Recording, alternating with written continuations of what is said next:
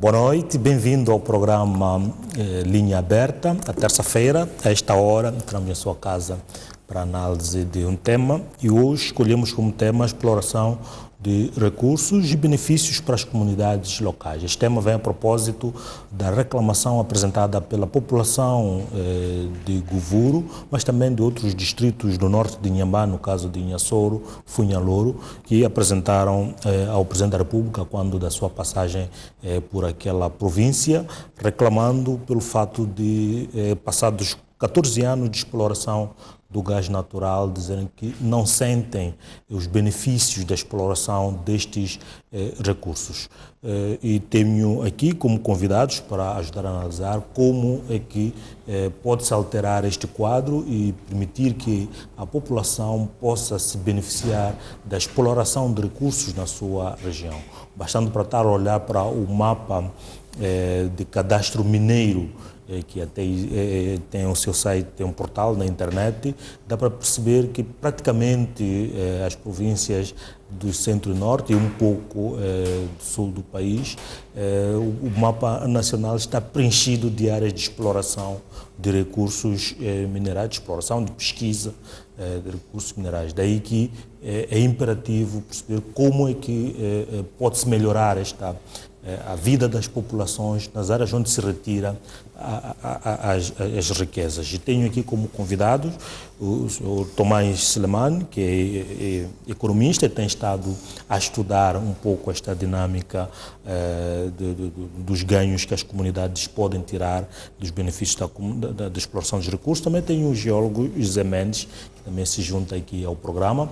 Infelizmente, o convidado a representar o Ministério dos Recursos Minerais e Energia, à última hora teve imprevistos e, portanto, não pode se juntar a nós para percebermos um pouco do que está a ser feito para melhorar. Mas antes, vamos olhar uma reportagem que nos lembra este momento do comício e do encontro que o Presidente também da República teve com religiosos da província de Inhambane, que voltaram a reiterar esta sua preocupação de beneficiar-se, portanto, dos recursos que a província dispõe. Vamos ver.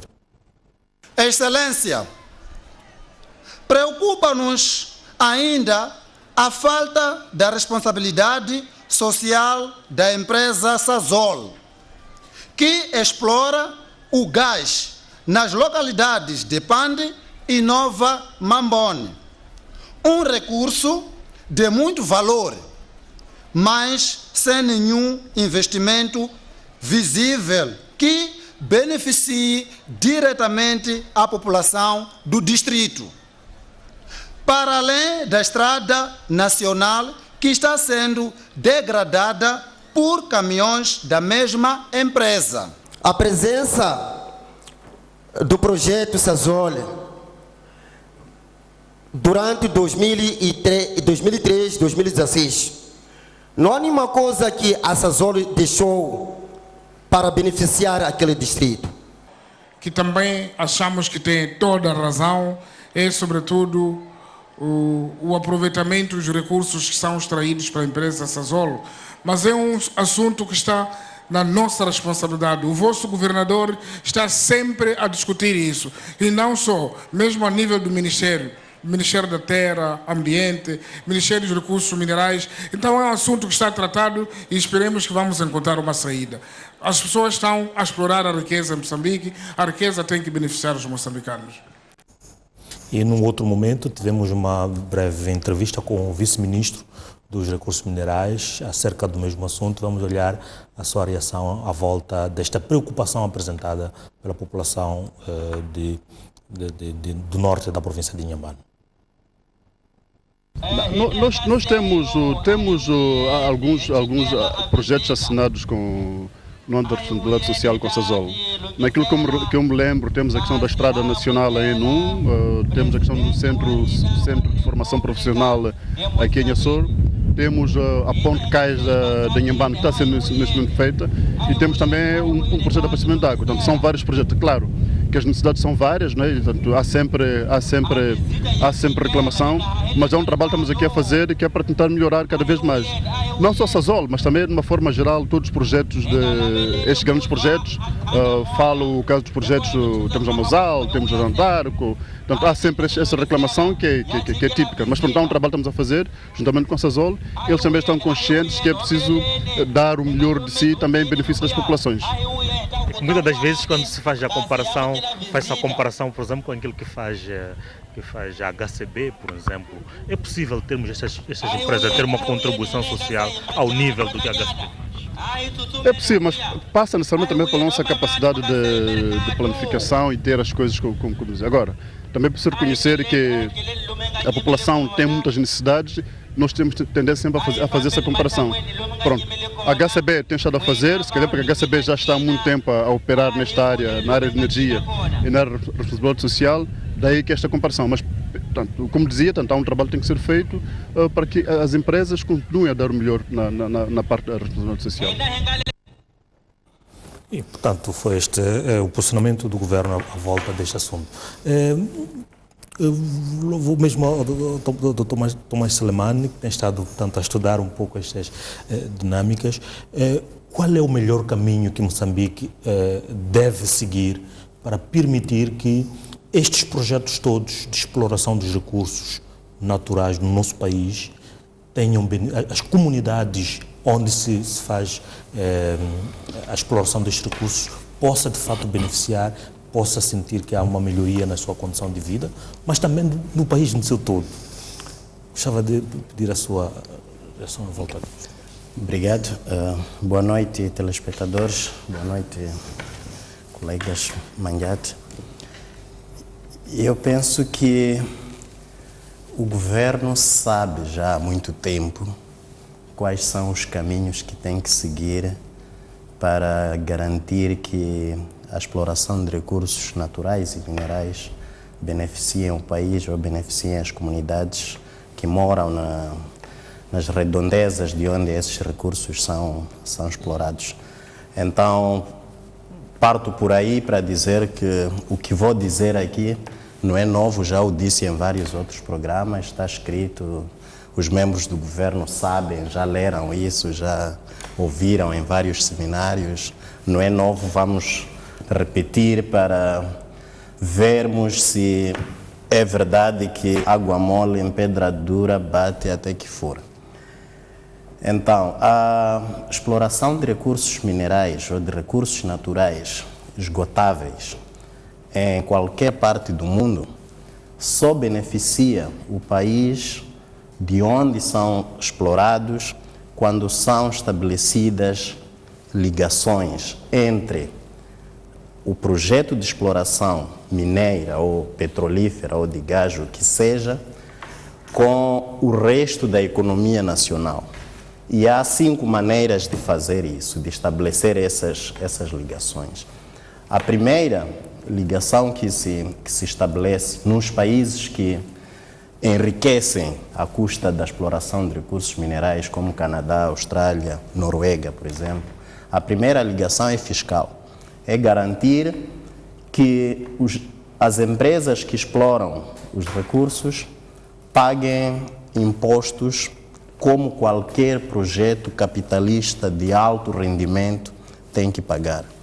Para termos uma ideia, a média é entre 40% e 60% de imposto de rendimento das empresas, o que chamamos aqui IRPC, no mundo fora. Aqui é 32% para todas as empresas e temos a situação absurda de várias empresas, como a Sazol, terem passado 10 anos a pagar metade desses 32%. Portanto, nunca cá estabelecemos essa ligação fiscal, porque é só por essa via que o governo vai ter dinheiro proveniente daquele projeto para desenvolver a tal comunidade, para desenvolver a educação, saúde, estradas, furos d'água e tudo o que é necessário num país. A segunda ligação que se tem que estabelecer é o que se chama ligações espaciais, que tem a ver com infraestruturas fora do projeto de exploração mineira, como os recursos minerais são finitos, o que se faz no mundo é garantir que, com o dinheiro da exploração mineira ou petrolífera, se construam estradas, pontes e outras infraestruturas necessárias para o desenvolvimento da economia, que não estejam diretamente ligadas àquele projeto. Porque se estiverem diretamente ligadas, cria-se uma redundância. Não se está a desenvolver o país, está-se apenas a criar mais capacidade produtiva do projeto. Então, é a segunda forma de garantir que as comunidades e o país ou a província até onde o projeto está tire benefícios. A terceira ligação é o que se chama a montante, que é o que a CTAK reclama muito, o que se chama conteúdo local, né? Criação de oportunidades para o empresariado local fornecer bens, serviços, consumíveis àquela empresa. Por quê? Porque, por natureza, e essa é uma discussão que acontece muito cá, por natureza, nenhum megaprojeto no mundo gera postos de trabalho suficientes. Suficientes quer dizer na proporção equivalente ao nível de investimento que tem. As empresas em todo o mundo que dão mais emprego são pequenas e médias, que são intensivas em mão de obra. Então, essas ligações a montante de prestação de serviços são criadas para permitir que empresas nacionais, normalmente, tenham oportunidades de negócio que não teriam se aquele megaprojeto não existisse, e dão emprego. Por isso é que a discussão aqui de Sasol, da Vale, da Rio Tinto, na altura, da Kenmare agora e mais intensamente atualmente agora na bacia de Rovuma, de que não dão emprego, é uma discussão inútil, porque nunca vão dar o emprego que nós queremos que dêem. Somente as pequenas e médias empresas é que podem dar emprego se tiverem contratos de negócios com aqueles megaprojetos. E depois há as ligações a jusante, que são oportunidades de processamento ou de adição de valor do recurso mineral que se explora no local. Então, há, por exemplo, exploração do gás natural. Tinha que haver indústria nacional que transforma o gás e que garante que o gás natural extraído de Panda e Temane é utilizado no mercado doméstico e que se gera uma indústria baseada naquela exploração. Só isso é que pode garantir benefícios à economia e benefícios à comunidade. Depois há as ligações de conhecimento. Ligações de conhecimento têm a ver com formação e não é formação de pessoas para trabalharem no megaprojeto.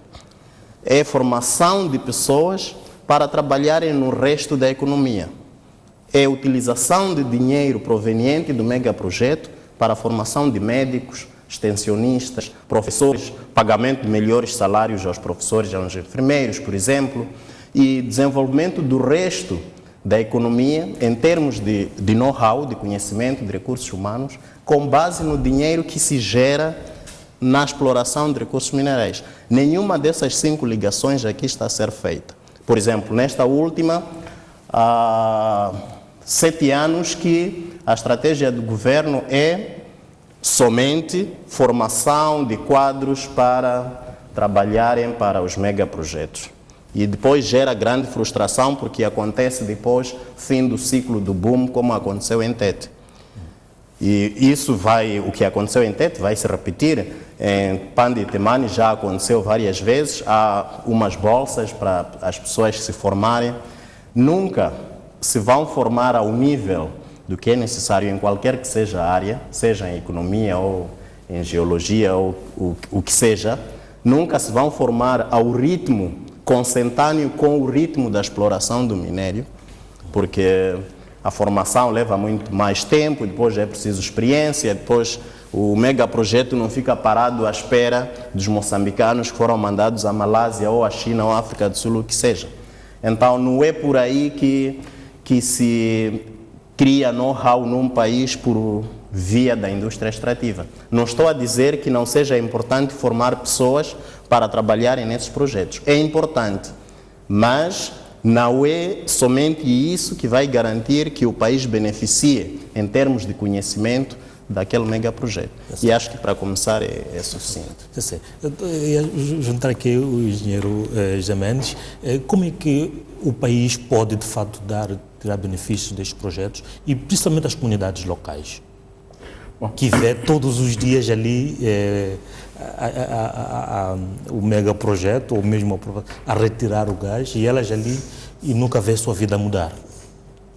Bom, boa noite, obrigado pelo convite.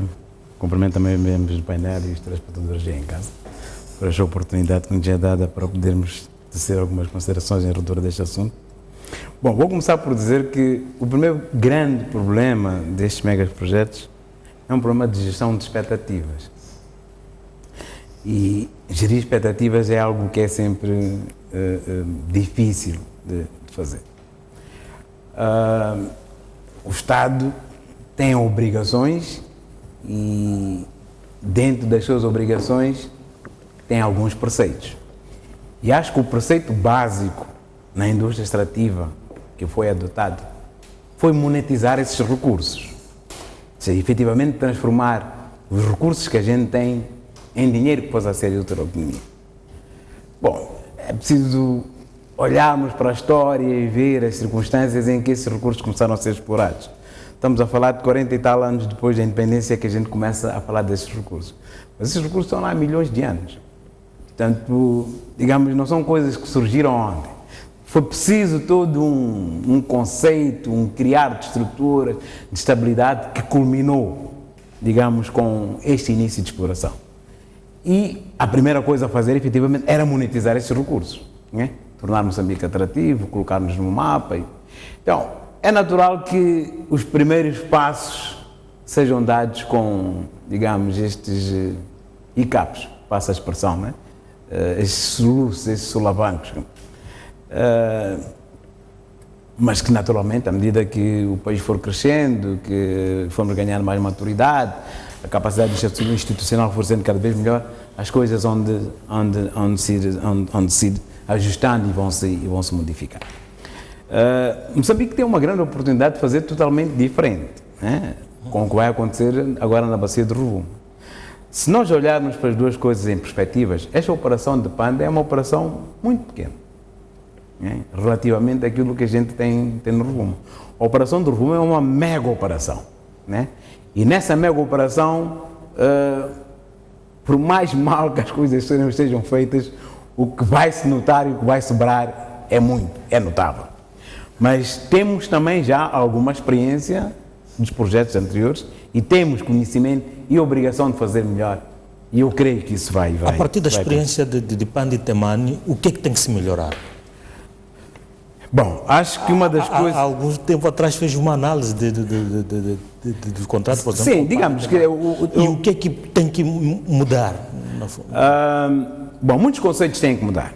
Acho que o conceito governamental na altura em que foi feito o projeto da Sazol, este de Panda e Temane, não creio, as premissas não são as mesmas, não é o mesmo cenário, digamos. As concessões que foram dadas, o modo como aquele contrato foi negociado é totalmente distinto das condições em que nós temos hoje. Digamos, não é dos melhores contratos que o país tem, olhando na perspectiva de hoje, mas, bom, eu não queria falar muito sobre isso porque é um assunto que fere susceptibilidades e é igual a julgar um lance de futebol depois dele ter ocorrido, né? Portanto, a gente conhece muito mais elementos, tem muito mais nuances. Mas a partir dele podemos aprender para não cometermos os mesmos erros. Agora, a partir daí, naturalmente, as condições podem ser totalmente diferentes, né?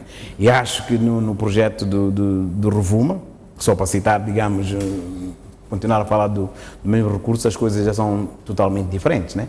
Estes projetos normalmente carregam, por natureza, como dizia aqui o meu colega, o Dr. Suleiman, tem várias componentes. Uma delas é a formação. Outra é dar oportunidade das comunidades no local. Outras é, de algum modo, transferir o foco e o centro de saber para esses lugares. A sociedade civil defende muito as comunidades no sentido de justa compensação, um reassentamento justo, que é correto, é bom. Mas, acima de tudo, é conhecimento que a gente tem que levar para essas comunidades. Porque ao levarmos conhecimento, a gente pode garantir que daqui a 20 anos, as gerações que venham ligadas àquelas comunidades tenham um nível e uma qualidade de vida totalmente diferente. Porque o conhecimento vai ser lá colocado. E a partir da altura em que há conhecimento, as oportunidades vão se multiplicar. As pessoas vão ter muito mais oportunidades. Nós vamos ver agora, por exemplo, em Palma, ficar cheio de filipinos. Eventualmente mais filipinos do que aqueles que a gente tem lá. Mas são profissionais básicos, né? Operadores de gruas, operadores de sondas, gente que vai injetar lama no poço, que são profissões específicas, mas que nós temos. Mas nós podemos, a partir daqui, fazer apostas no sentido de dizer que, olha, em 20 anos, não de ser os filipinos a ser chamados pelo mundo fora, há de haver moçambicanos também.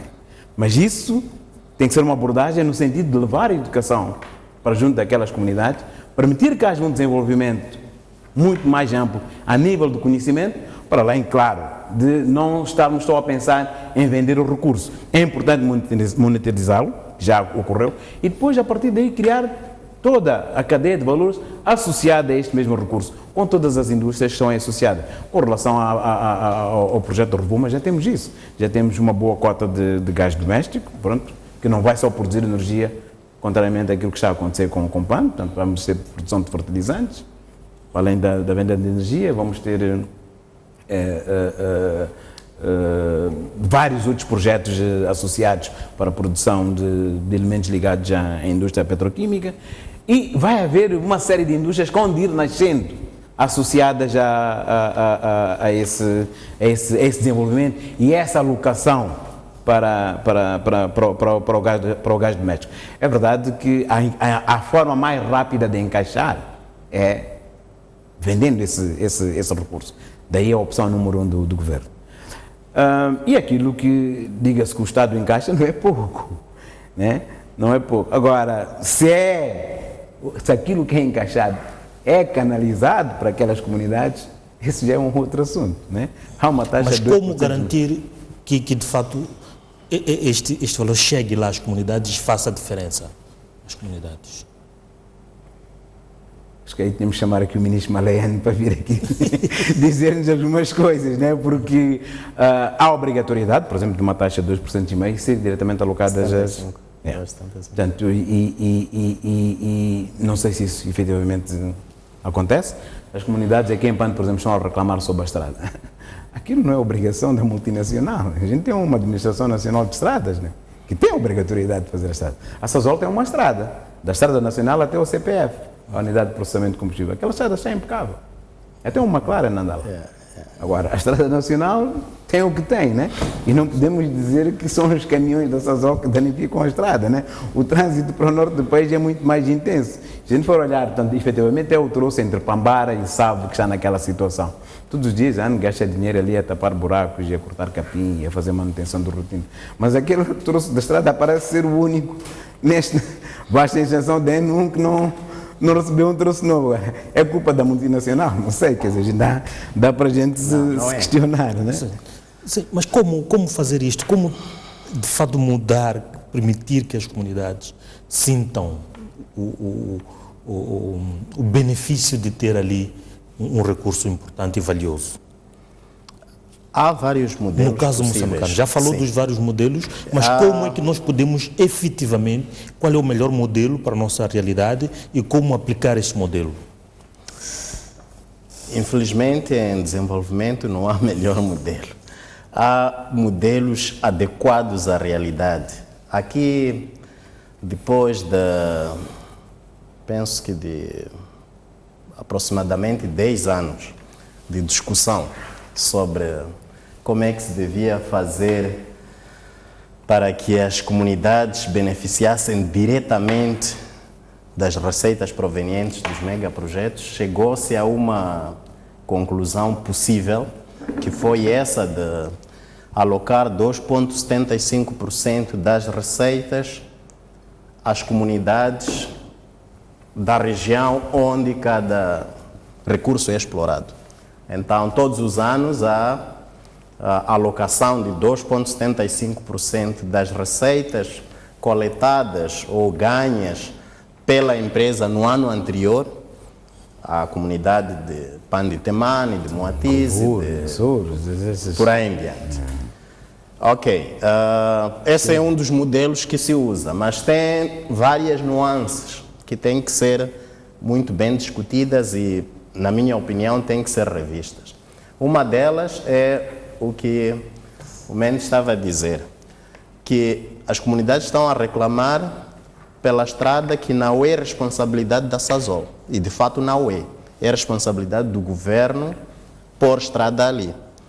Então, uma das coisas que tem que ser mudadas é garantir que o governo fique com o dinheiro que provém daquele projeto e faça tudo o que é necessário de ser feito naquela região. Eu sei que essa opção é polêmica, muita gente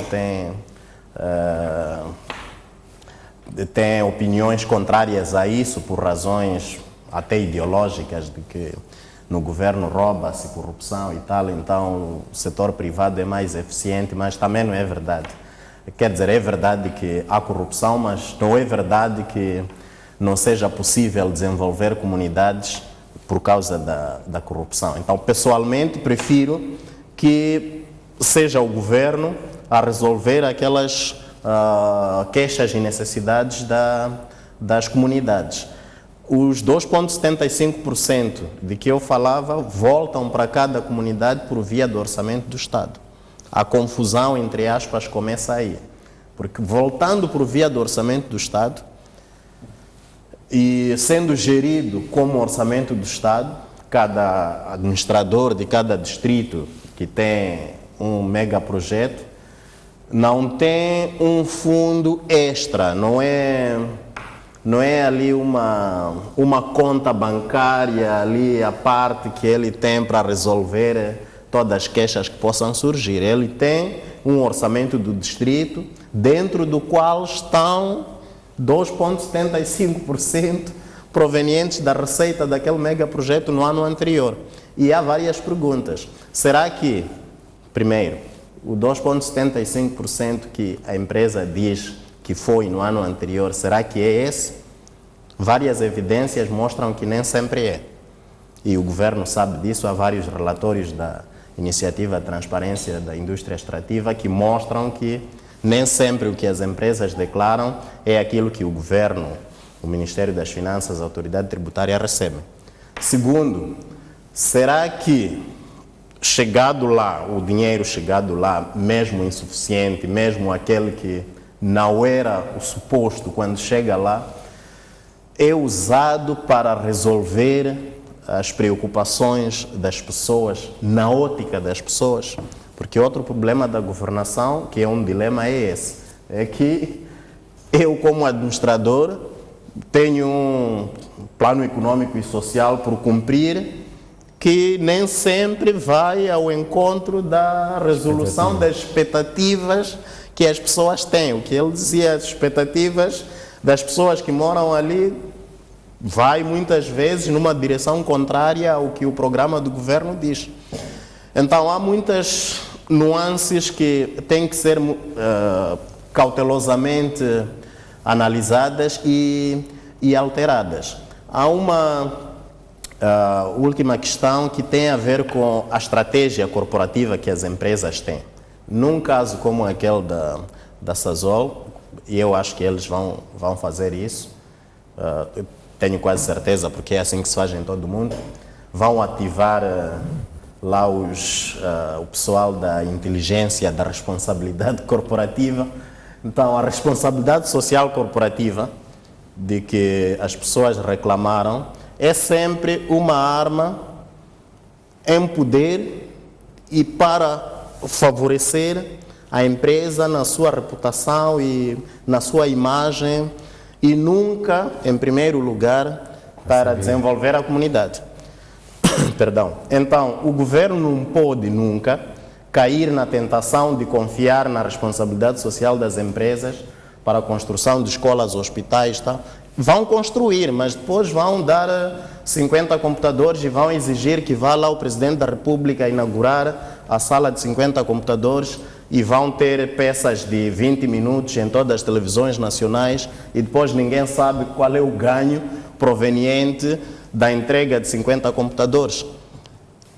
O ponto central é que o governo tem que estar sempre atento ao que se chama responsabilidade social corporativa. É uma arma das empresas, é uma maneira de defesa e de promoção de imagem das empresas e nunca um mecanismo de desenvolvimento nacional ou desenvolvimento de qualquer economia. E como utilizar, de fato, esta é a forma mais correta de utilização desses 2,75%, a forma como nós estamos a usar? Temos a experiência, por exemplo, das áreas de conservação, do turismo nas áreas de conservação, que dão 20% às comunidades, e são as comunidades que depois decidem o que fazem com aqueles 20%. Não seria este de aplicar este modelo também nestes projetos? Bom, penso que a adotar-se esse conceito, efetivamente teríamos uma injeção direta desse fundo para ali para as comunidades, né? Eventualmente responderia mais à ansiedade das comunidades. É fácil gerir isso? Será que temos condições neste momento para dizer que esse é o modelo ideal? Bom, o Ministro das Finanças vai dizer que o país tem muitas necessidades e as prioridades, portanto, são definidas a partir desse preceito. Acho que é tudo uma questão de filosofia de como é que o governo pretende fazer as alocações. Mas eu insisto que o ganho que deve vir, embora, digamos, seja justo e sensato, haver expectativa de, vamos, temos uma estrada melhor ali, e penso que a estrada melhor agora há de aparecer, certamente, é de facto difícil perceber porque é que a gente até Pambara tem uma estrada 5 estrelas e depois de Pambara para o Sado já não temos estrada, né? Os caminhões que passam no troço entre Pambara e o Sado são os mesmos que fazem o trajeto entre Pambara e Massinga, né? E a estrada está lá, está em condições. Pronto, alguma coisa a ter norteado não sei, terá sido a expectativa de que a Sasol iria, dentro da sua responsabilidade social, eventualmente investir. A Sasol vai sempre dizer que isso não é nossa obrigação. Há de dar algum fundo dentro deste preceito da sua estratégia corporativa para vender a sua imagem e mostrar-se amigo e contribuinte das comunidades. E não nos admiremos se a Sasol agora aparecer nos próximos dias a mostrar efetivamente o que é que faz. Que deu ambulâncias, construiu escolas, que teve centros de formação, que empregou não sei quantas pessoas localmente, que ajudou empresas a estabelecerem-se, que deu oportunidades a nível do conteúdo local. Essas evidências vão surgir porque efetivamente existem. O que é que elas representam no conjunto todo? Bom, ninguém sabe, embora não nos possamos esquecer nunca que efetivamente esta operação da Sasol é uma operação muito pequena. O gás está ali embaixo, entra no gasoduto e vai. Aquilo que pode ser feito aqui não é muito, né? Tem 4 compressores que pode ter um ou outro componente a ser substituído, mas o que há mais para fazer ali naquela zona associada a este projeto? Não há muito. Portanto, é a compra de serviços, cozinhar, o laundering e coisas básicas, né? Não é uma operação, digamos, de grande magnitude, em que a gente diga que há vários serviços associados que têm que ser prestados à Sasol neste momento, a partir dos quais, portanto, poderia haver eventualmente esse ganho a montante por parte das comunidades locais e por parte também da comunidade empresarial local. Então, eu dizer que acho que o conceito básico deveria ser efetivamente levar conhecimento para aqueles lugares. Pelo menos onde a gente tiver operações notáveis, tipo o carvão, por exemplo, Motice. A gente pode fazer isso, né? A grafite, que a gente tem em Montepois, em Balão, em Aquaba. A gente pode fazer isso. Levar desenvolvimento para aqueles lugares para assegurar que daqui a 10, 15 anos as pessoas que entrarem no mercado de trabalho vão entrar com outro paradigma, com outro nível de conhecimento, em condições de poderem ser mão de obra a ser absorvida para aquelas frentes de trabalho e ser capaz de desenvolver outras oportunidades de negócio. Eu acho que esta que devia ser a vantagem número 1. Porque, efetivamente, Moçambique está a começar agora a desenvolver os seus recursos minerais, mas é um país que é riquíssimo em termos de recursos. Né? E nós podemos nos tornar, efetivamente, uma potência muito grande no nível de recursos minerais. Temos os mais variados recursos, de norte a sul do país. E se a nossa indústria extrativa realmente começar a ser pujante e forte, temos grandes oportunidades de desenvolver nessas áreas todas. Né? Então, acho que é uma questão de juntar um grupo de pensadores, como aconteceu quando se pensou o 2025 ou o 2040. E a gente perguntar o que é que a gente quer daqui a 20, 30 anos. Eu pessoalmente acho que, por exemplo, que se Moçambique tivesse adotado há algum tempo o português não era a nossa língua, né? Que a nossa língua oficial fosse o inglês, se calhar nós estaríamos no outro nível de desenvolvimento. Né? 30, 40 anos depois da independência, teríamos muito mais gente a ter acesso direto a mercados de ensino muito mais capazes, muito mais potentes, e é um mercado muito mais arrojado. Nós estamos aqui perdidos nesta região, os únicos a falarmos português. Né? E todo o produto que a gente tem aqui para comercializar é para uma comunidade que não é a nossa língua que fala. Então, quer dizer, estes são os aspectos que têm que ser pensados hoje, mas a olhar para amanhã. É a mesma coisa que acontece com os recursos. Se a gente, naqueles lugares onde os recursos estão, a gente apostar que, ok, daqui a 20 anos queremos ter capacidade de fazer A, B, C, D e E, depois é uma questão de fazer o roadmap. E aí o desenvolvimento há de vir. Agradar as comunidades agora, colocar-lhes uma estrada, dar-lhes uma ambulância, dar uma escola e fazer-lhes falarem bem deles, não quero que seja muito difícil. Se calhar, pronto, a operação da Sazol não é tão grande assim. Vão falar agora bem, mas depois daqui a 5, 10 anos voltarão a mesma preocupação, porque pronto, não vai resolver os problemas dele. Exatamente. O problema então, há que pensar numa coisa muito mais estruturante, né? Com um poder de alcance muito maior, e isso naturalmente vai ter que significar dar mais conhecimento, porque o conhecimento depois é que cria as oportunidades. Né? Uma vez estando lá, as pessoas começam a ter acesso a várias coisas. Por que todo mundo vem para Maputo? Né? Maputo não tem muitos recursos, mas é o centro de decisão de tudo. É? Por quê? Porque é aqui onde as oportunidades estão. Então, quando a gente começar a transferir este poder de conhecer as coisas, né?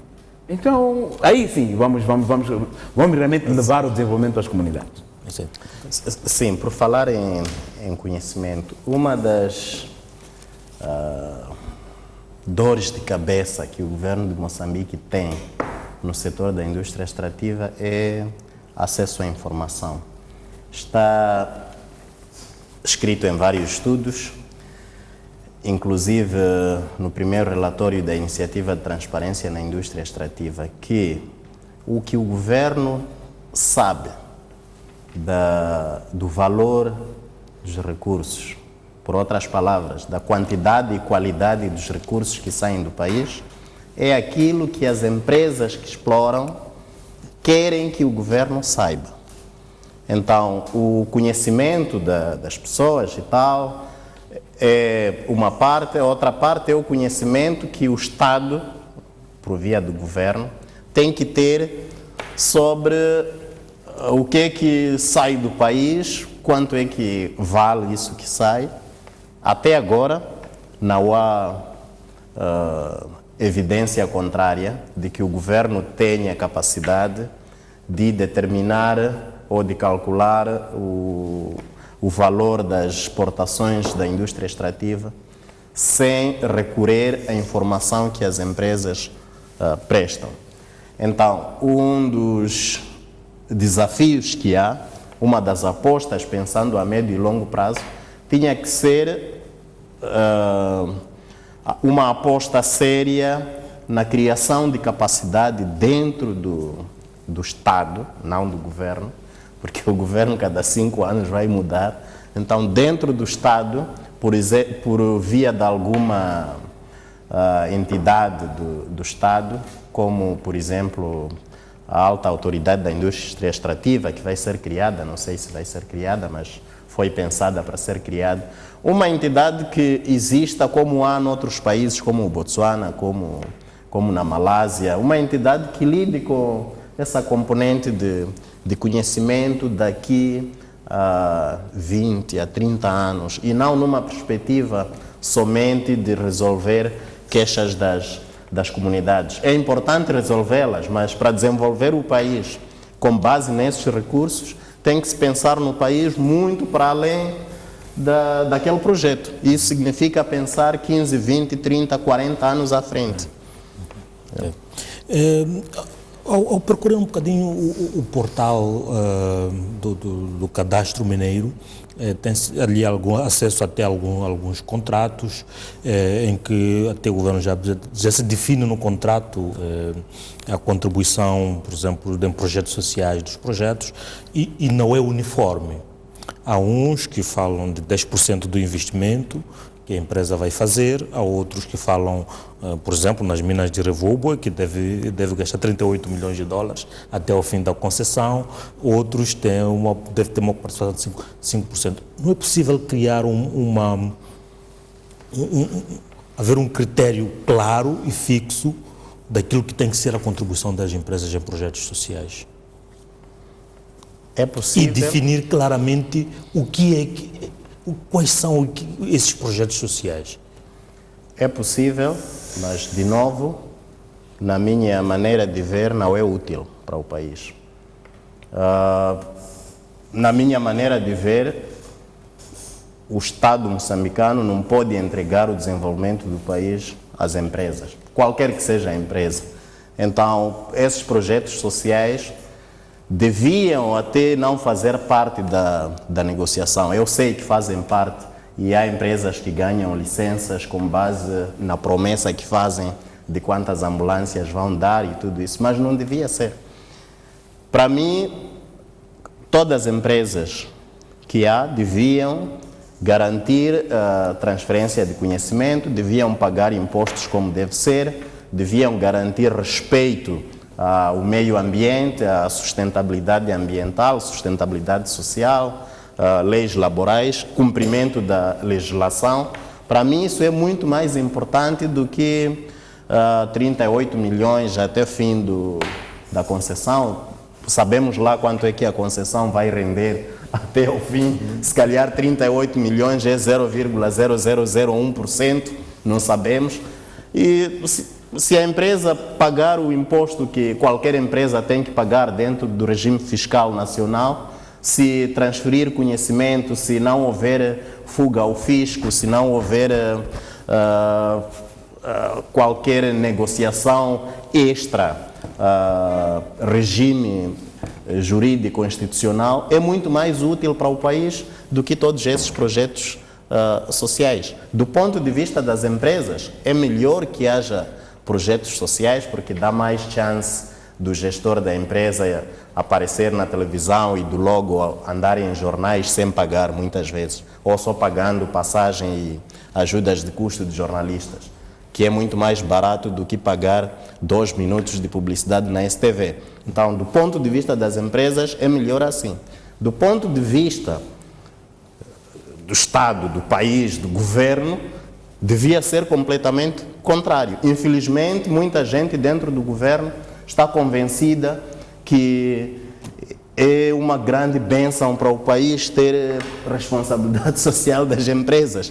Não percebem o alcance, não sabem quanto poder lhes retira, não sabem muitas coisas. Mas pronto, devia haver dentro do governo uma, diretiva, uma orientação de que o dever das empresas é pagar impostos, é transferir conhecimento, é respeitar o meio ambiente, é fazer as explorações, se tem que fazer com base na legislação existente, de forma sustentável, e já agora tudo isso também é muito discutível, porque aqui assume-se de há 20 anos para cá que é inevitável explorar qualquer recurso mineral, porque na lei de Minas estava expresso que a exploração de recursos minerais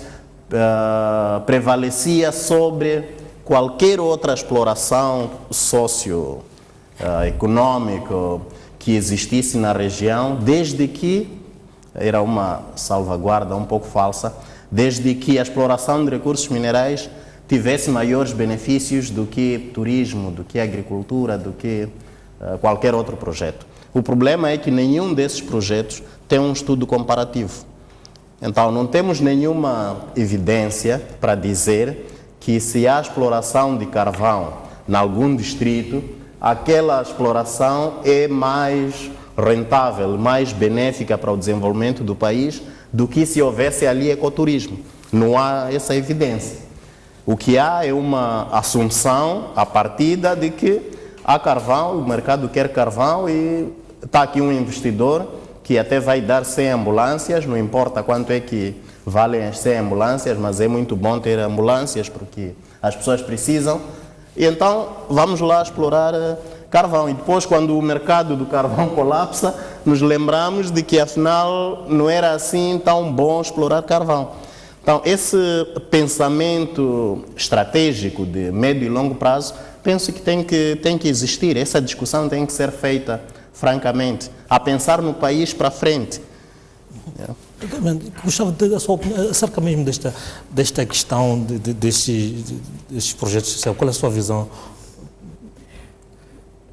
em relação a este aspecto? É assim, Moçambique...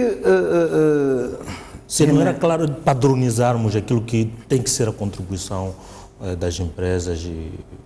É difícil padronizar, porque se eu estou numa operação de 70 bilhões de dólares ano, né? Não tem como comparar com uma operação que vai gerar 38 milhões de dólares do outro lado. Então, uma operação de 70 bilhões de dólares ano, se calhar se der 2 bilhões de dólares ano à nação, nós vamos dizer que é muito pouco. Mas, como dizia o meu companheiro aqui, não é por aí. O Estado não tem que se pegar na responsabilidade social para levar desenvolvimento. Será que estava na estratégia do governo desenvolver Palma ao ritmo que vai acontecer ao Cabo Delgado? Nunca esteve. Pronto. É o recurso que lá está, que está a induzir a isto. Né? Então, digamos, estes são os bónus que a gente vai ter. Porque a base da nossa economia é a agricultura. Né? Quando a gente olha para aquilo que são os pilares do governo de apostar, né? no desenvolvimento, falamos de agricultura, falamos de energia e falamos de turismo. A indústria extrativa está a vir aí agora, mas é um delta, né? que vai trazer muitos ganhos. Primeiro, por esta monetização, vai trazer muito dinheiro para o governo. Deixe-me dizer isto também, que essas empresas, muitas destas que estão envolvidas nesses projetos, são empresas de grande magnitude, são empresas que estão inscritas na Bolsa, que têm um nível determinado de obrigatoriedade e que não estão sozinhas e que investem muito dinheiro antes de começarem a ter ganhos. E investem-se muito dinheiro sem ter garantias absolutamente nenhumas. O recurso pode estar lá na quantidade comercial e eventualmente ser algo de positivo, como pode não estar. Então, as premissas que são traçadas antes do recurso ver a superfície têm que ter em conta isto. Né? Portanto, como é que eu atraio este investimento sem ter certeza? Acho que é aí onde se fazem as concessões. É verdade que quando estamos em território totalmente verde, né, o nível de risco é bem maior, mas a partir da altura que a gente começa a ter indicadores distintos, o nível do risco diminui e a nossa capacidade de negociar também aumenta. E acho que é aí onde vem a capacidade institucional. Acho que é aí onde a alta autoridade da indústria extrativa pode vir aqui e dizer que, pronto, olha, a gente pode definir aqui parâmetros bem mais aceitáveis e podemos ter aqui um benchmark que permita ao país ganhar muito mais. E podemos decidir que, olha, dos recursos que a gente vai tirar, vamos assegurar que, se a senhora se exporta. Eu vou dar um exemplo, por exemplo. O que está a acontecer com a grafite? A grafite vai ser, digamos, o petróleo do futuro. Moçambique tem a maior mina de grafite do mundo. Mas toda a grafite está a ir embora. Está a ser exportado. É para venda unicamente. A grafite produz baterias, que vão ser os automóveis do futuro. Né? Portanto, com a carência de petróleo, a tendência de aliás, na Europa mudar... há países que já definiram limites para a utilização de viaturas com combustão. Sim. A Austrália investiu $1 bilhão a construir uma fábrica de baterias com a grafite que está a vir de Balama. Moçambique está a vender grafite. Por que a gente não coloca uma fábrica de grafite de lápis aqui? Ou uma fábrica de bateria? Portanto, poderia estar dentro destes termos de negociação. Ok, sim senhor, vamos vender. Mas vamos impor limites. 30% do recurso vai ser explorado, que fica aqui. E vamos criar a indústria transformadora. É isso que vai trazer desenvolvimento. É isso que vai trazer os benefícios para as comunidades, porque a fábrica vai estar lá, onde o recurso está. É um dos primeiros fatores que a gente olha. Se a gente for a pensar em montar refinarias, né? Portanto, a refinaria vai nascer lá em Panditemane, a refinaria vai nascer lá em Palma. Lugar aos seus recursos. É isso que vai trazer. Portanto, virá toda a cadeia de valor associada. Ora, pronto, não deu para fazer nos primeiros, mas acho que esta é que deve ser a visão. É daí quando vir os verdadeiros benefícios para a comunidade. Não é dando ambulâncias, construindo mais um ou menos um hospital, ou reabilitando a estrada. Acho que, pronto, gerir expectativas não é fácil. A ansiedade das pessoas que ali estão, se calhar, limita-se àquilo, mas acho que alguém tem que pensar maior, né? E ver, efetivamente, como é que a gente vai garantir que a qualidade de vida daquelas pessoas vai ser diferente daqui a 10 anos, por força daquele recurso que lá está. Muito obrigado. Vamos deixar a partir deste momento abrir as linhas para que os caros telespectadores possam participar e interagir neste programa. Tenho já em linha o senhor Gabriel Mufundice, boa noite, e já está a participar. Muito boa noite, saúde o convidado de hoje.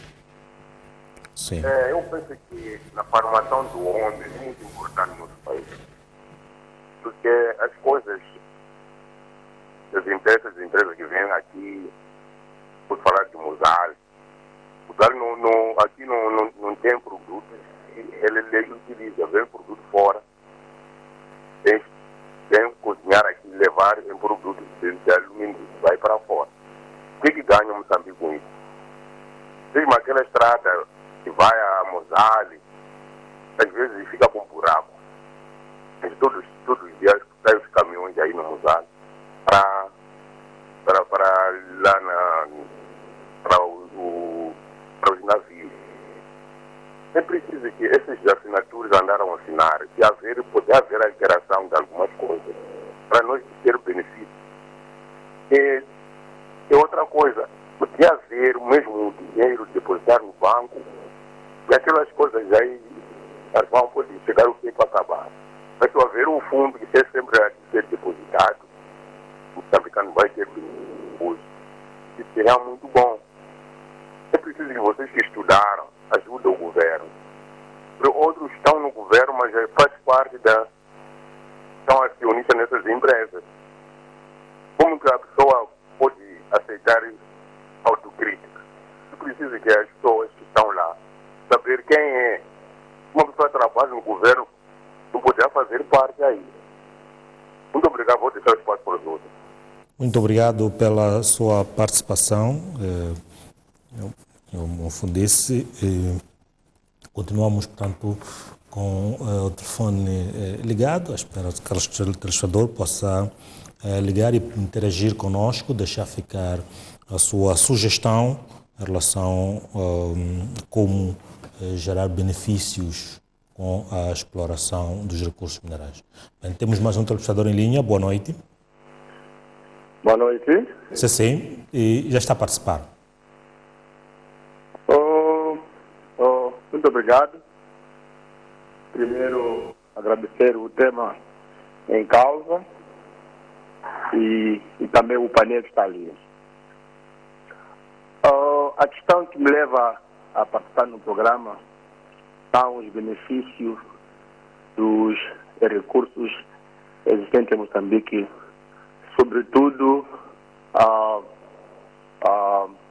Sasol em Nhambane.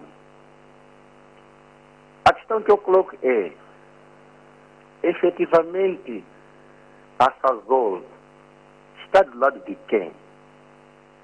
Beneficia a quem? Porque o governo provincial insurgiu-se pelas promessas que a Sazol tem feito lá para a comunidade no que diz respeito ao benefício do conteúdo local. Isso não se está a verificar.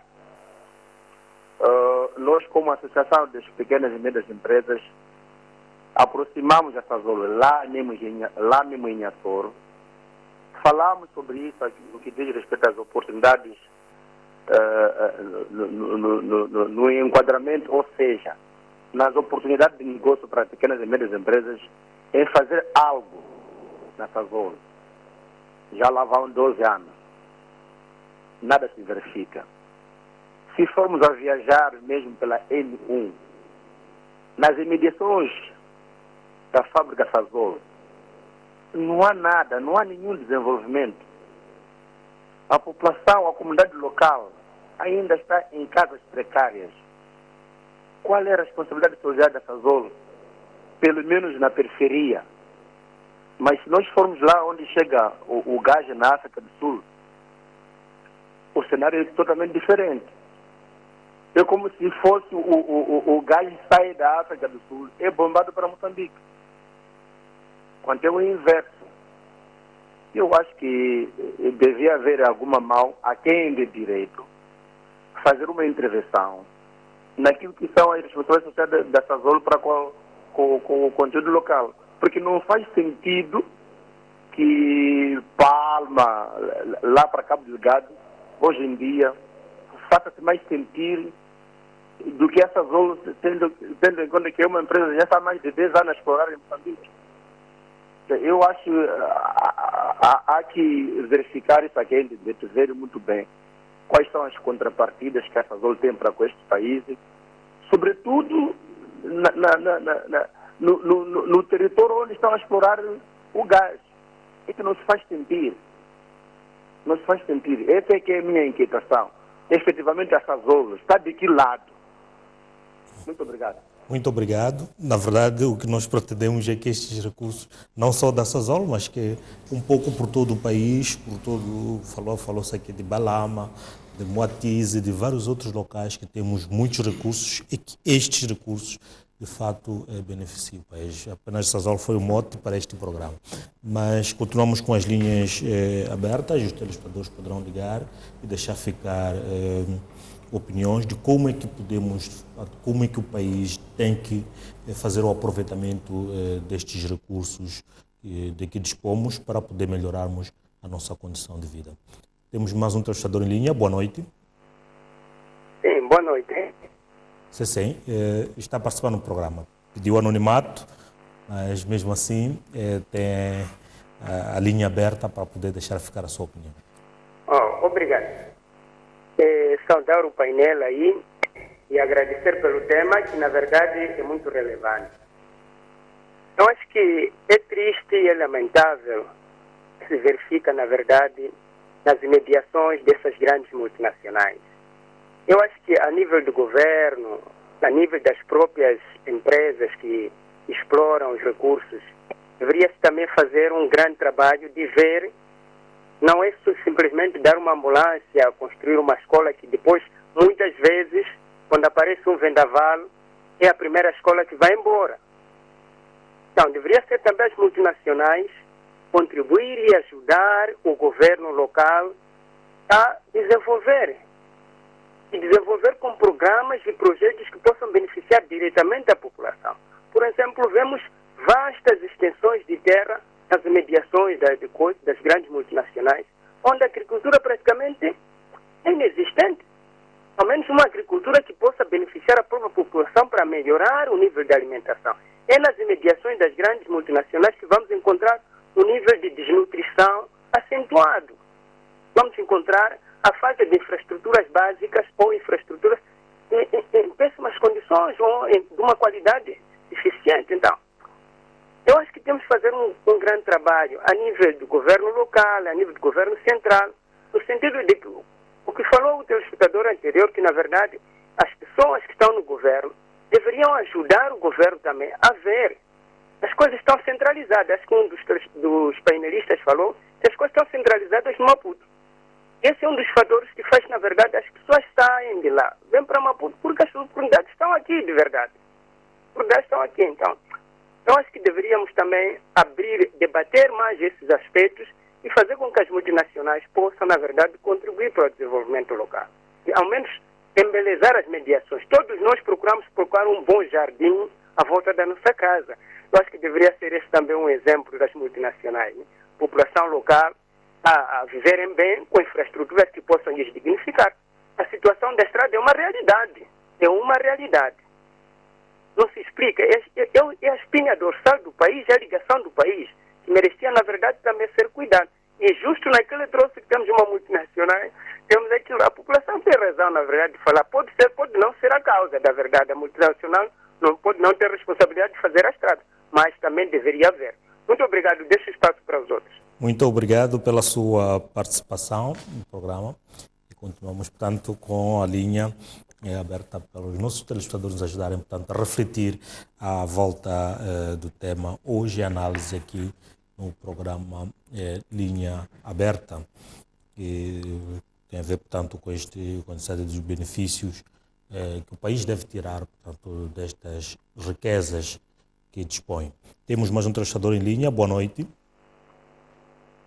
Boa noite, como está? Sim, boa noite, e já está a participar no programa. Obrigado. Boa noite, como está? Sim, senhor Noronha. Obrigado. Eu gostaria de deixar a minha contribuição com relação ao assunto do debate. Sim. Sim. Eu acho que... Sim, senhor Noronha, pode falar, nós estamos a ouvi-lo perfeitamente. Pois todo investimento tem um risco, a partida. Senhor Noronha, ia pedir que nos escutasse a partir do telefone e não do seu receptor, por favor.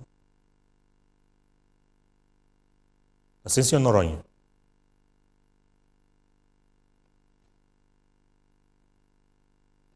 Senhor Noronha, não sei se está nos a ouvir. Tá? Sim, sim. Eu dizia que todo investimento em si tem um risco. Acho que a palavra é de minha. Não consigo falar. Não, mas nós estamos a ouvi-lo perfeitamente. Bem, perdemos o contacto com o senhor Noronha, deve ser problemas de comunicação da linha, mas pronto. Se quiser pode voltar a tentar, estamos ainda com a linha aberta, pode tentar, enquanto o programa ainda decorre, para poder deixar aqui a sua opinião à volta do tema em análise.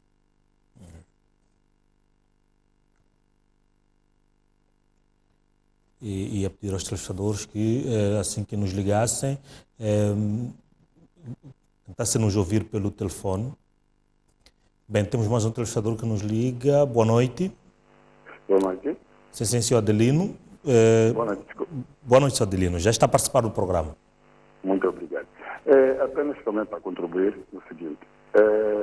Nós temos uma pequena desvantagem, nós moçambicanos. Nesses grandes projetos que nós temos aqui, a maioria das empresas, até as subempregadas que estão dentro desse trabalho na mineração aqui, são empresas cuja a língua oficial deles é inglês. Os moçambicanos, coitados, quando chegam ali são entrevistados em inglês, por mais que seja técnico bom, ele não consegue arranjar emprego porque ele não fala inglês. E porque nós temos os nossos vizinhos aqui, que facilmente entram e facilmente conseguem comprar um BI e conseguem entrar, eles falam inglês, e são admitidos para trabalhar. Eles também, a nossa língua nos desfavorece. Está aí a trabalhar, não fala inglês, até pode ser um bom técnico a trabalhar, mas quer reportar é que ele conseguiu a terceira fronteira e na primeira esquina que ele conseguiu, comprou o BI e são moçambicanos. Temos várias empresas que foram lá entrar lá e fosse uma inspeção, por exemplo, uma reunião com eles lá. Ninguém fala português, mas todos tentam BI moçambicano. Portanto, porque eles falam inglês e nós não falamos inglês. Portanto, dificilmente os moçambicanos conseguem emprego.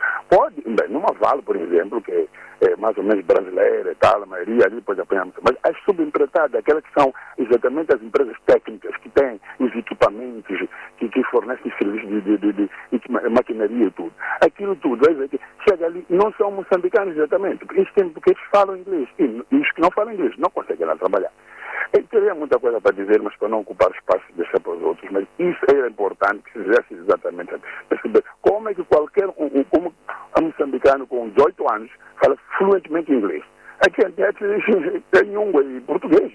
Os moços são formados nas escolas em português e não um inglês suficiente para trabalhar. Essa é a desvantagem que nós temos nessas empresas. Porque a nossa língua nos desfavorece. Não favorece muitas das vezes aos jovens moçambicanos. Muito obrigado. Muito obrigado pela sua intervenção, Sr. Adelino. Vamos abrir espaço para o último telespectador desta noite e possa deixar ficar a sua opinião. Felizmente o tempo corre contra nós, mas portanto, vamos tentar ouvir o último telespectador. Não sei se já temos alguém que queira deixar a sua opinião no programa.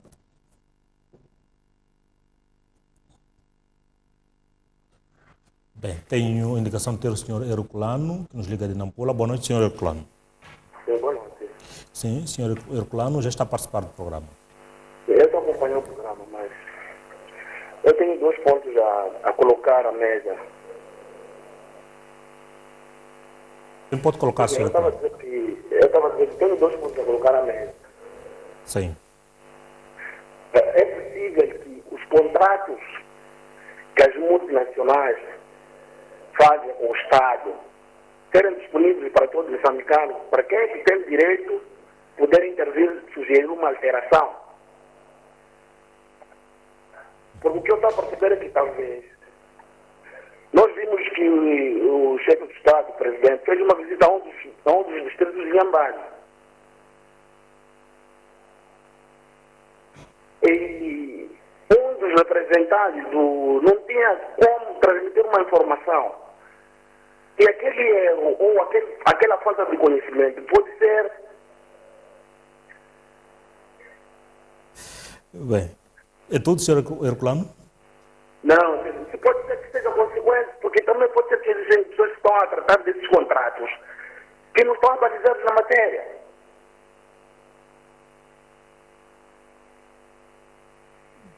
Sim. Sim, Sr. Herculano.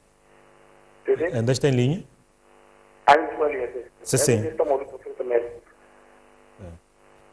Não, vamos responder todas as perguntas, não sei se conseguiram perceber, mas, portanto, logo que depois os nossos convidados aqui vão deixar ficar considerações à volta das questões que foram levantadas.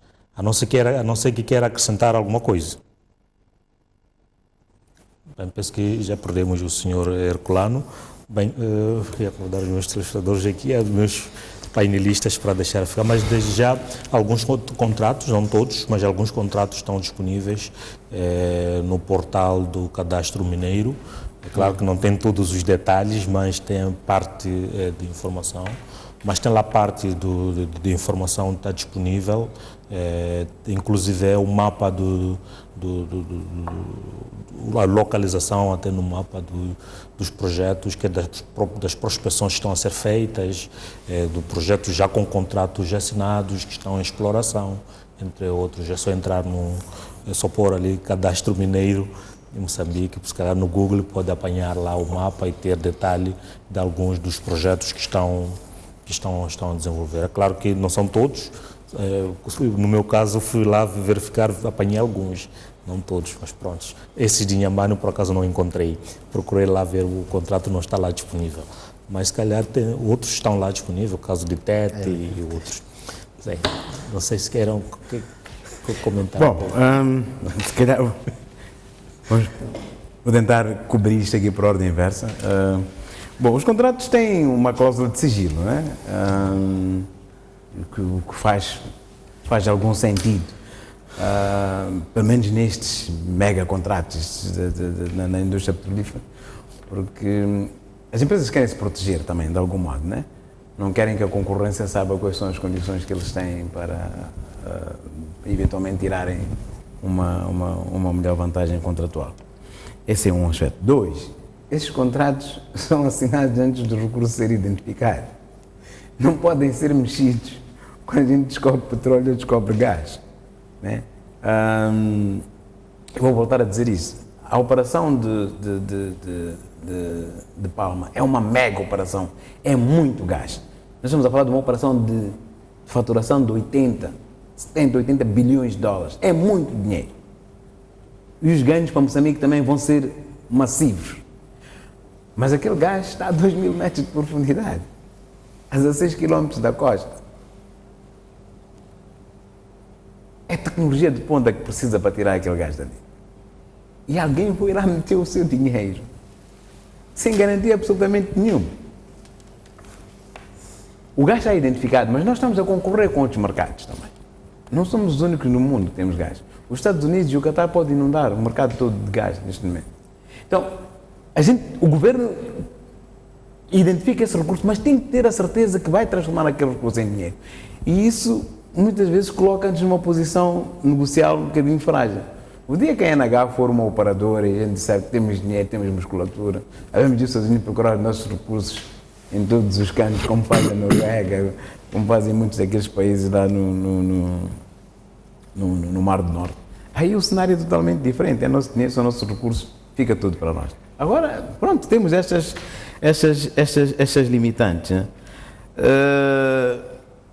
Sobre a linguagem, um dos professores falava sobre a desvantagem da língua. Eu sou um defensor de que, efetivamente, acho que 40 anos depois da independência, se nós tivermos a ousadia para decidir isso, acho que os nossos netos vão ter um mundo e uma realidade totalmente diferente daquela que nós temos. Mas, bom, estamos amarrados aqui a laços históricos e a perdermos muito em termos de desenvolvimento. Note que nós somos membros da Commonwealth, né? Por alguma razão fomos para lá, mas a língua ainda continua a ser uma grande barreira. Bom, vamos ver se efetivamente o nosso Estado em algum momento consegue transpor isso. Vou voltar a lembrar que aquela operação da Sazol é uma operação muito pequena. Em Pantemã nós temos cerca de 3 TCFs. Aquilo que vai ser produzido em Palma vão ser 6 TCFs por cada trem. Então estamos a falar de 12 TCFs. Que são o quê? Os telespectadores não sabem. Portanto, TCF também, trilhões de pés cúbicos. O que vai ser produzido um ano em Palma é 2 vezes a reserva que a gente tem identificada neste momento em Pantemã. Esta operação é uma operação muito pequena e tem um gasoduto de 500 e tal quilómetros. De facto, ali temos uns compressores que puxam o gás e bom, não fica muito ali. A responsabilidade social, bom, acho que a Sazol está a cumprir aquilo que está dentro dos seus acordos. É o contrato que tem, mas às vezes o que a gente vê é a autoridade tributária a entregar certificados de mérito à Sazol. Portanto, eles estão a cumprir aquilo que está contratualizado. Se calhar o problema está do nosso lado. Pronto, o problema está em como é que aquele contrato foi feito, em que circunstâncias é que aquele contrato foi feito e tudo que nós sabemos em redor disso. Agora, os próximos contratos, claramente, têm tudo para serem bem diferentes disto que é o que temos em Pantemã. Vai resolver o problema das expectativas? Não creio. Que como as coisas estão, tanto como dizíamos aqui há pouco tempo, a responsabilidade social das empresas não vai substituir o papel do governo. Né? O governo ganha nem com taxas de imposto de superfície. O governo ganha com o imposto sobre os rendimentos das empresas. O governo leva a boleia na responsabilidade social. O governo ganha dinheiro com bónus de produção.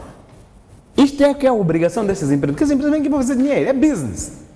Né? Eles vêm para aqui, identificaram aquele recurso, arriscaram o seu dinheiro, querem recuperar e querem ganhar dinheiro. No meio deste processo todo tem que fazer a responsabilidade social corporativa e tem que pagar aquilo que são as suas obrigações fiscais. Eles fizeram as contas, colocam aquilo que ali está. Cabe a nós, né, como Estado, no encaixe que a gente faz daqueles recursos, o que a gente faz com eles? Se calhar na África do Sul, só para falar do exemplo da Sazol, aqueles 2,65% que estão definidos, se calhar são entregues localmente. Está aqui o dinheiro. Façam vocês aquilo que vocês acham que é melhor. Para nós vem através do orçamento do Estado. Aquele dinheiro compra papel, compra caneta e paga o salário dos funcionários dali da administração. Alguns deles que não sabem quantos alunos têm nos distritos. É o que acontece. Então, é difícil comparar realidades diferentes, mas ninguém está satisfeito com o que está com o cenário de Panteman, mas nós não podemos perder essa perspectiva de que aquela operação é uma operação muito pequena. É difícil nós vermos desenvolvimento em redor porque não fica nada ali. Sim, e a pedir mesmo a introdução do Sulemani, mesmo para encerrarmos. Sim, infelizmente o tempo é sempre pouco. Eu queria fazer 2 comentários do que Mendes acaba de dizer. É verdade que a operação de Panditemane é muito pequena, em termos de magnitude, comparando com Rovuma. Mas também é verdade que, se há problemas, esses problemas não existem pelo fato da operação ser pequena. Então, é pequena a operação de Panditemane, mas o governo pode e deve resolver os problemas que derivam daquela operação. A questão levantada pelo telespectador da Associação de Pequenas e Médias Empresas é uma discussão muito difícil, muitas vezes feita de maneira emocionada, de pequenas e médias empresas que têm que prestar serviços às grandes empresas. Eu sou a favor que haja esse espaço que prestem esse serviço, mas também sei quão difícil é chegar lá, por vários motivos. As grandes empresas que estão aqui, que têm esse grande capital que o Mendes dizia para conseguir tirar o gás que está a 16 quilômetros da costa e lá no fundo, por trás de si não está um banco, está um sindicato bancário. Vários bancos juntos que deram dinheiro, arriscaram tal dinheiro, que as pequenas e médias empresas aqui não têm. Essas grandes empresas que são grandes aqui, algumas delas não são tão grandes nos seus países. São os governos desses países que decidiram que aquela empresa devia sair e ir ser grande lá onde for. Aqui não há essa estratégia. Nenhuma pequena e média empresa tem apoio do governo para ir para, seja lá onde for, fazer o que quer que seja. Já se experimentou em Tete. Há 4 anos, depois de muita discussão, o Ministério de Recursos Minerais obrigou as empresas exploradoras de carvão em Tete a publicarem primeiro os anúncios de prestação de serviços, primeiro em Moçambique e só depois lá fora. A ideia era que, tendo informação em primeira mão, as empresas moçambicanas teriam mais facilidade de fazer negócios com aquelas empresas. Nunca aconteceu. Nenhuma empresa moçambicana entrou ali, porque nunca tiveram as empresas moçambicanas capacidade financeira, humana, técnica e tecnológica para fornecer serviços básicos de limpeza, refeições em quantidade e regularidade que os megaprojetos queriam. Por exemplo, refeições na Vale, na altura, há 4 ou 5 anos, por cada refeição eram necessárias, cada refeição quer dizer pequeno almoço ou almoço, eram necessárias entre 3 a 4 mil refeições. Nenhuma empresa moçambicana tinha a capacidade de fazer esse fornecimento todos os dias, quer dizer 4 vezes 3, 12 mil refeições. Com a mesma qualidade. Com a mesma qualidade, nenhuma tinha que ser diferente da outra. Então, nenhuma teve capacidade de fazer isso. Quer dizer que é uma discussão necessária, relevante, pertinente e e tem que ser feita, mas não devemos ter ilusões de que, ok, o governo vai criar um decreto e depois amanhã a Nadarco ou a Eni ou a Sasol vai aceitar qualquer pequena média empresa moçambicana sem que tenha capacidade para fazer isso. A questão dos contratos, acho que estão todos lembrados, houve muita discussão para que os contratos fossem públicos. E como dizia o Manhate, estão alguns na internet. Agora coloca-se a questão seguinte, dos que estão na internet, quanta gente já leu? E dessas pessoas que já leram aqueles contratos, quantas pessoas fizeram uso daquela informação? Porque não é informação acessível a qualquer pessoa. É informação muito complexa, mesmo com a retirada das cláusulas que o Mendes dizia da parte secreta do negócio. Há muita informação relevante na internet e quem quiser pode ir ao cadastro mineiro, como bem dizias, e pode-se fazer uso dela. De que forma cada um, ou cada instituição, ou cada pessoa há de saber como é que se faz. Um último comentário sobre a questão da língua. É sabido, estamos todos de acordo, que a língua portuguesa no mundo inteiro é sempre uma desvantagem. Não é por acaso que mesmo os contratos primeiro são escritos em inglês, depois traduzidos em português para terem validade jurídica cá. Agora, não sei se o governo ou se o país, as pessoas no país estão dispostas a abraçar a tua sugestão de mudarmos para o inglês. Não sei, eu pessoalmente preferia, mas não sei se isso seria resolução de um problema ou seria criação de mais um problema, porque até agora metade ou mais de metade das pessoas não sabe falar nem ler português. Então, daqueles que ainda estão a aprender, vamos fazer um shift para inglês. Se calhar seja mais confusão ainda do que... Mas pronto, acho que vale como ideia para se pensar, para se discutir para o futuro. Obrigado. Muito obrigado. Apenas só como nota de rodapé, na verdade, até as nossas línguas, a maior parte das nossas línguas, línguas nativas, tem um empréstimo no inglês. Tem algumas palavras emprestadas sim, a grande maioria, sim. Do que do português. Do que do português. Bem, vamos ver com este programa assim, depois de comentário, terminamos assim este programa. E na expectativa de voltarmos numa próxima oportunidade, próxima terça-feira, com mais um tema para debate aqui neste programa. Boa noite e agradecer também pela audiência e nós voltamos na próxima oportunidade. Esperamos até lá contar com a vossa audiência. Boa noite.